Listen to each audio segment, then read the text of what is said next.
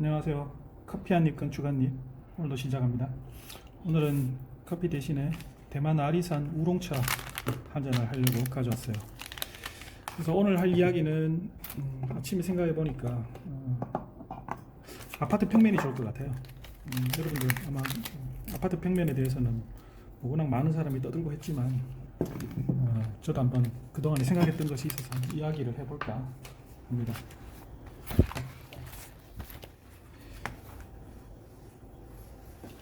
그래서 오늘의 이야기는 아파트 평면, 아파트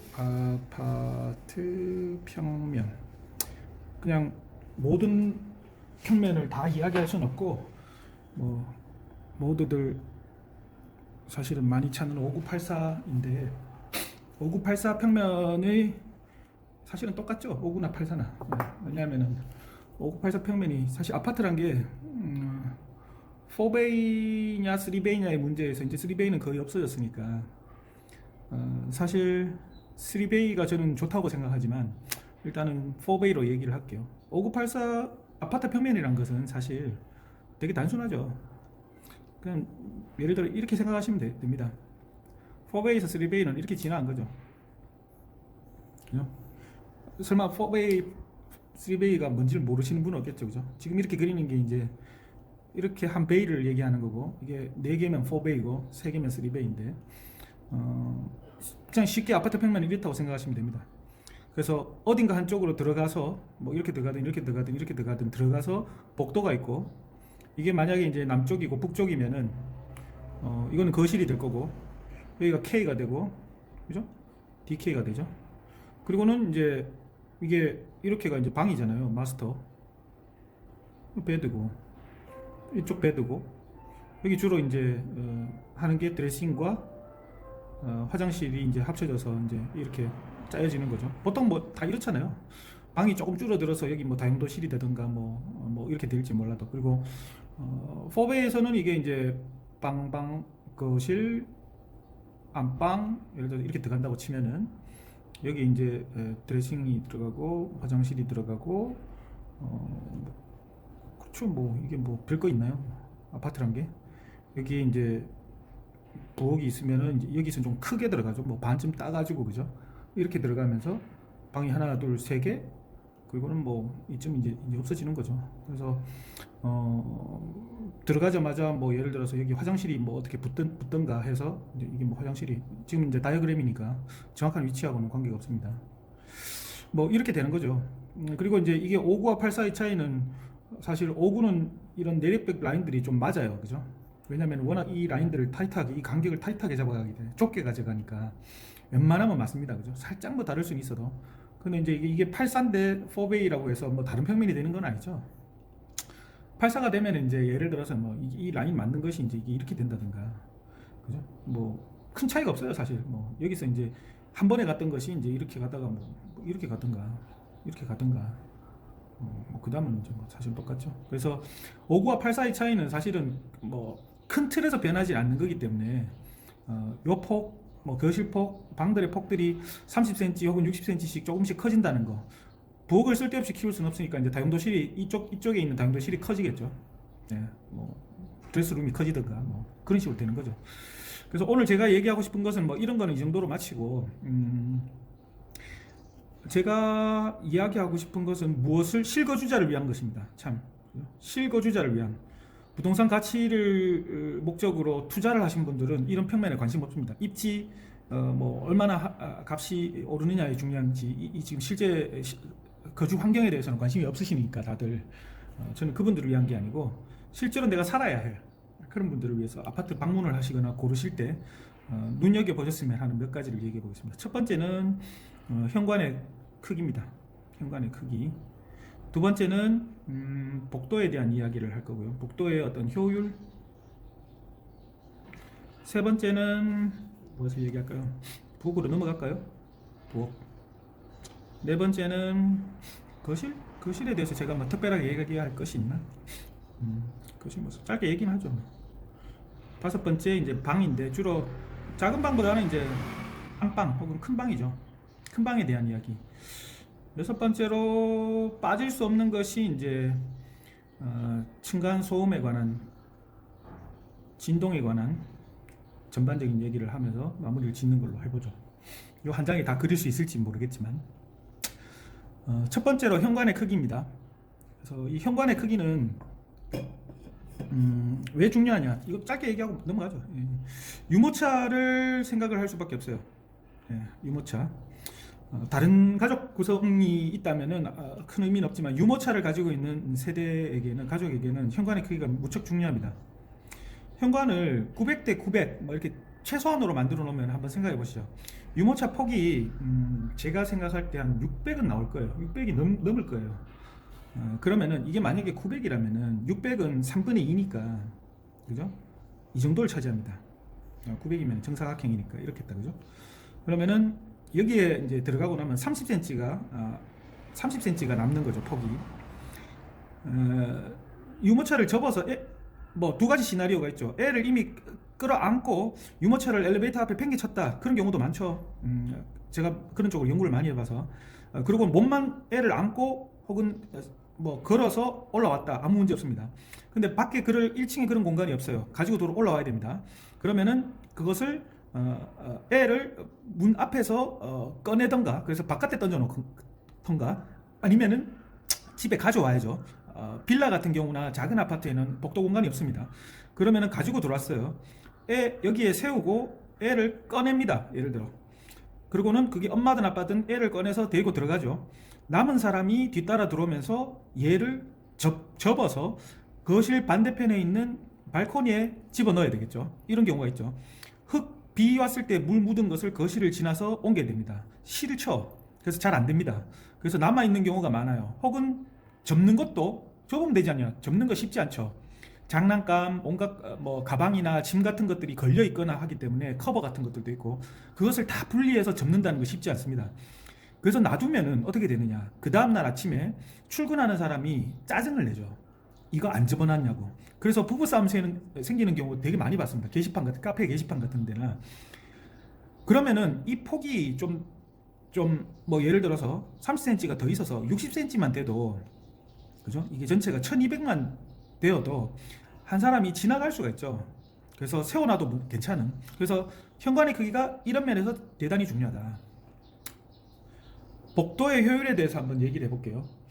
복도에서 지금 이 부분이 이제 복도가 되는데, 이까지 깊지는 않죠. 보통 이제 뭐 맞은편에 이쪽에 이렇게 들어가면은 여기에 이제 이렇게 들어와서, 이렇게 들어가는 게 없죠, 그죠? 이렇게 들어와서 이 부분이 이제 화장실로 이렇게 들어오고, 여기에 바로 화장실이죠, 보통.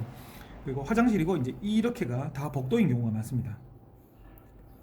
근데 복도가 제가 이렇게 좀 일군 업체의 아파트 평면에서는 그런 경우가 잘 없어요. 웬만해서는 잘 없습니다. 근데 우리가 일군 업체에만 모든 국민들이 살고 있지는 않잖아요, 그죠? 그러다 보면 이제 빌라 같은 경우나 나홀로 아파트 같은 경우에는 복도가 꺾인 복도들이 있습니다. 그러니까 예를 들어 기역자 정도로 꺾인 거는 좀 심하고, 복도는 이제 못 쓰는 공간이라는 생각을 하잖아요. 근데 복도가 예를 들어서 이런 공간들이 있는 거죠. 뭐 예를 들어 이렇게 살짝 꺾였는데 요 꺾인 게 뭐 20cm, 뭐 10cm, 뭐 이렇게 꺾여 있는 겁니다. 근데 이게 사람들이 이게 30cm 정도 이렇게 들어가 있으면 아깝다고 생각하는데, 10cm, 20cm면은 생각을 잘 안 하죠. 근데 이런 면적들이 사실은 다 잃어버린 면적들인 거예요. 예를 들어 붙박이장을 설치를 할 수 있거나, 그리고 꺾여 있는 부분들이 예를 들어 반대편에 있는 부엌과 가까워서 안 그래도 작은데 거기에 이제 수납장을 갖다가 세울 수가 있거나 하면은 좋은데, 그것조차도 못하게 되어 있는 평면들이 많습니다. 그래서 저는 복도의 효율에 대해서 그런 부분을 얘기를 드리고 싶고, 부엌에 대해서는 요즘은 음식을 하는 사람들이 잘 없다 보니까 이런 원칙조차 잘 몰라요. 냉장고에서 싱크대로 넘어가서, 그 다음에 작업대를 거쳐서 가열대로 넘어가는, 그죠? 냉장고에서부터 가열대로 넘어가는 이 과정이, 이게 프랑크푸르트 부엌이라고 해서 이미 100년 넘었을 거예요. 100년 돼서 1차 이전 사이니까 100년 된 이야기입니다. 한국에 들어온 지도 100년이 됐을 거예요. 근데 건축 설계라는 것이 사실 설계 회사의 구조를 보시면은 남자가 대부분이에요. 여자들이 많아도 결정권자들이 남자가 또 많습니다. 건설회사에 남자들도 많고요. 여자들이 있다고 해도 요즘 집에서 음식을 해본 사람들이 두 사람 중에 아무도 없는 경우도 많습니다. 그럼 이런 순서를 모르는 거예요.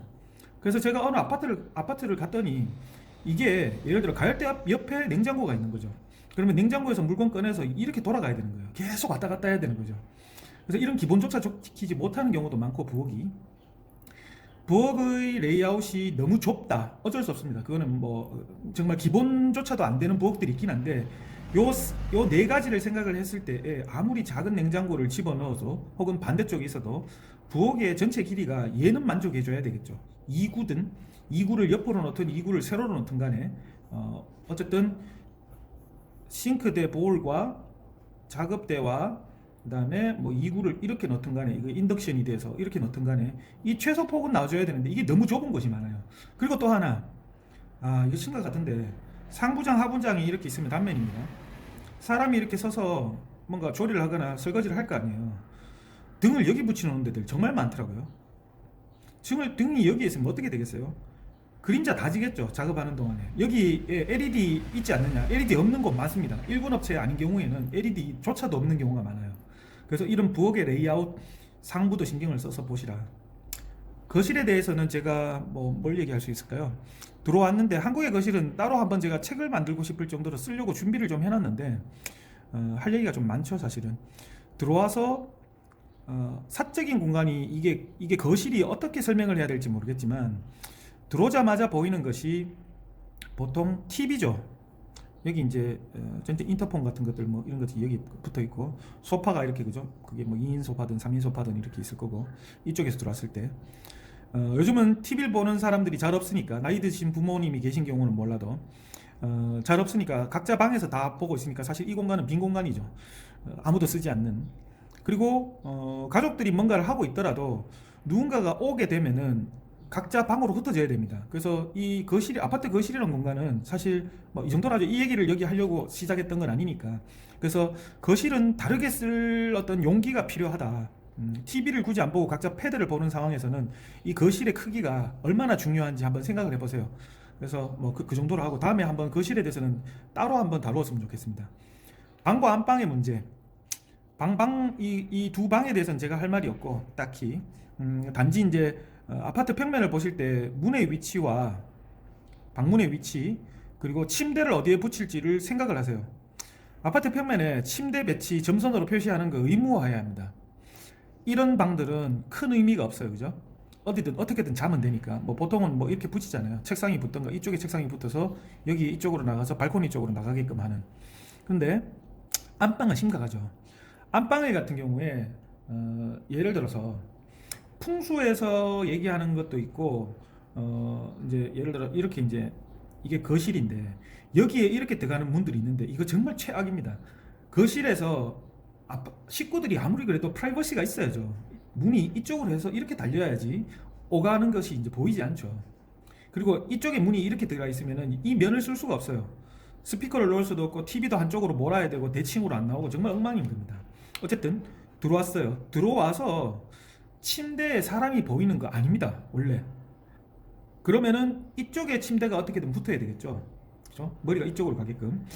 이쪽에 침대 머리가 붙는 건 여러 가지 의미에서 안 좋은 거예요. 첫 번째, 풍수에서 안 좋다고 하는 거는 다 통계니까.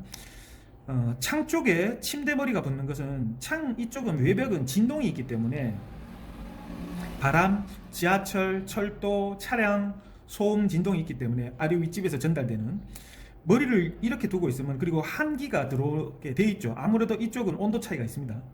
그래서 머리를 두는 것이 아니에요. 옛날 말에 한옥에 머리에 코가 쨍하고 발이 따뜻한 게 좋다고 하는데, 그 옛날 얘기입니다. 몸에 좋지가 않아요. 그러면은 이쪽에 붙이던가 이쪽에 붙여야 되겠죠. 그러면 이쪽에 붙였을 때의 문제는 옆집의 안방에 아저씨 아줌마하고 침대를 공유하는 겁니다. 침대에 진동이 있을 경우에, 그죠? 이쪽을 통해서 다 전달돼요. 침대에서 누워서 이야기하는 거 다 전달됩니다. 다 들려요. 안 들리지가 않습니다. 이유는 나중에 얘기를 할게요. 그래서 아파트의 안방에도 침대를 어떻게 붙일지를 생각을 하시라.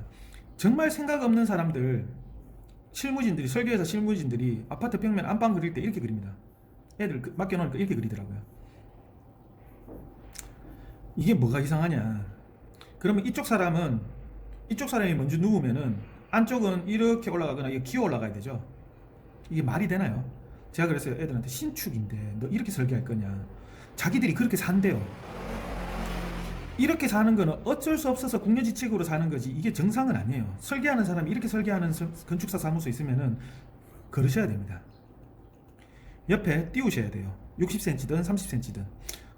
진공청소기 헤더라도 지나가야 되고 사람이 이쪽으로 온전하게 올라가야죠. 그래서 안방 얘기도 이 정도로 하고 마치죠. 그래서 그런 이야기들이 있다. 층간소음 진동 문제로 넘어갈게요. 제가 한번 지금도 아파트 소음 진동 때문에 제가 괴로워하고 있는데 층간소음 진동 문제는 여러 복잡한 이야기들이 있지만 오늘은 평면에 대한 얘기를 하면서 그냥 간단하게 소개를 하겠습니다. 제가 1층에 살면서 2층과 분쟁이 있었어요. 2층에 딸아이가 너무너무 뛰는 거예요. 그래서 참 안 좋아졌었는데 그날 심하게 뛰어서 2층에 연락을 했더니 남자 혼자서 있었고 그 사람이 거짓말하는 사람은 아니었는데 자기는 안방에 있었다. 거실에 뛰는 사람 없다. 아무도 없다. 나중에 알아보니까 3층에 이사가고 없었어요. 그 전주에 3층은 빈집이었습니다. 4층에 아이들이 2명이 있었어요. 남아가 걔들이 엄청 뛰는 애들이었어요. 물어보니까 제가 그때 동대표를 했었거든요. 입주자 회의에서 알아보니까 4층의 진동이 1층까지 전달되는 케이스였어요. 정말 별일 다 있습니다. 참, 그 진동과 함께 제가 깜빡했는데 이 건너방의 경우에 2개의 방 중에 수험생이 있다거나 예를 들어 그런 경우에 민감한 아이가 있으면 이 바깥쪽 방 쓰면 안 좋습니다. 의외로. 왜? 여기에 이제 계단실이 있잖아요. 이쪽 반대쪽에 예를 들어서 엘리베이터가 있던가 엘리베이터의 진동과 특히나 저층 같은 경우에 계단을 오가는 사람들의 진동이 그리고 전기, 전자파, 엘리베이터 전자파가 정말 심각하거든요. 이쪽으로 다 전달됩니다. 이쪽 방으로. 그래서 이쪽 방에 남자들이 나중에 나이 들면 이쪽 방에 따로 자면서 이제 쓰기 시작하는데 여기에 전자파와 진동이 상당히 심각해요. 다시 돌아와서 이렇게 이제 전달되는데 평면상에서 오늘 평면에 집중하는 거니까 그죠? 평면에서 어디에서 이제 전달이 되느냐? 호배를 기준으로 하면은 확장을 할 거고 그죠? 저기 남쪽이면은 북쪽에 여기에 이제 이쪽 부분들도 예를 들어 드레스룸이나 부엌의 다용도실이나 등등 있죠. 그러면은 관리회사에 연락을 하거나 아파트 나홀로 아파트나 빌라더라도 부동산 회사에서 부동산 중개인이 가지고 있거나 동대표는 있으니까 입주자회에서 평면을 가지고 있는 경우가 있어요. 다 가지고 있는 건 아닌데 PDF로 캐드 도면을 돌라고 해서 한번 보세요. 그래서 이 아파트 벽에 이렇게 찌글찌글한 확대를 하시면은 단열재 표시들이 되어 있을 겁니다.